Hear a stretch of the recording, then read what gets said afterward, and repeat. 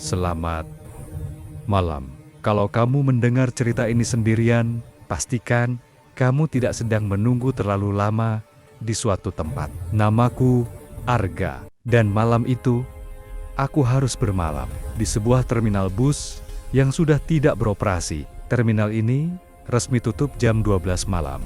Lampunya masih menyala, tapi loket sudah ditutup. Tidak ada petugas, tidak ada jadwal keberangkatan, hanya bangku panjang dan jam besar yang terus berdetak. Aku duduk di bangku paling ujung, bukan karena nyaman, tapi karena bangku itu paling dekat dengan pintu keluar. Terminal malam terasa aneh, terlalu luas untuk kosong. Setiap suara kecil menggema. Langkah kakiku sendiri terdengar seperti milik orang lain. Jam besar di tengah terminal menunjukkan jam 0:17 menit. Dan sejak saat itu, aku merasa terminal ini mulai terasa ramai.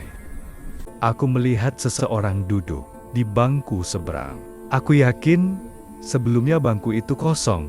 Orang itu tidak bergerak, tidak menoleh, hanya duduk diam, menghadap ke arah rel bus. Aku berpikir, mungkin aku lengah. Lalu aku melihat ke arah lain dan menyadari ada lebih dari satu orang sekarang.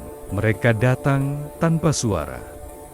Di dinding dekat loket, aku melihat papan pengumuman tua. Kertasnya menguning, tulisan tangannya hampir pudar. Tertulis, "Jangan duduk terlalu lama. Jangan menatap siapapun yang datang setelah jam 12. Jika namamu dipanggil, jangan menjawab." Aku tertawa kecil.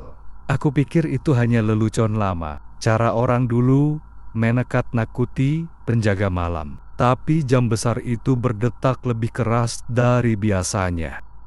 Aku menemukan ruang kantor kecil yang pintunya tidak terkunci. Di dalamnya ada arsip lama. Terminal ini dulunya aktif sampai larut malam dan pernah terjadi kecelakaan besar. Bus malam, penumpang menunggu terlalu lama dan tidak pernah berangkat. Sejak saat itu, terminal ini ditutup lebih awal.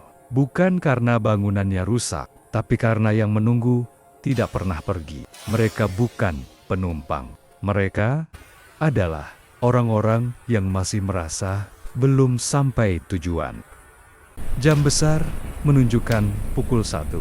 Aku berdiri, tidak menatap siapapun. Aku berjalan pelan menuju pintu keluar. Di belakangku, aku mendengar bangku bergeser, bukan mengejarku, seperti seseorang yang baru saja kehilangan giliran. Saat aku keluar, udara malam terasa ringan, dan saat aku menoleh sekali lagi, terminal itu kembali kosong, seperti tidak pernah ada siapapun.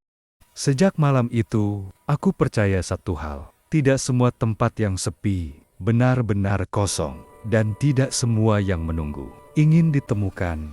Kalau kamu berada di terminal malam dan merasa tempat itu terlalu ramai, mungkin bukan kamu yang sedang menunggu. Tidurlah, cerita ini sudah selesai.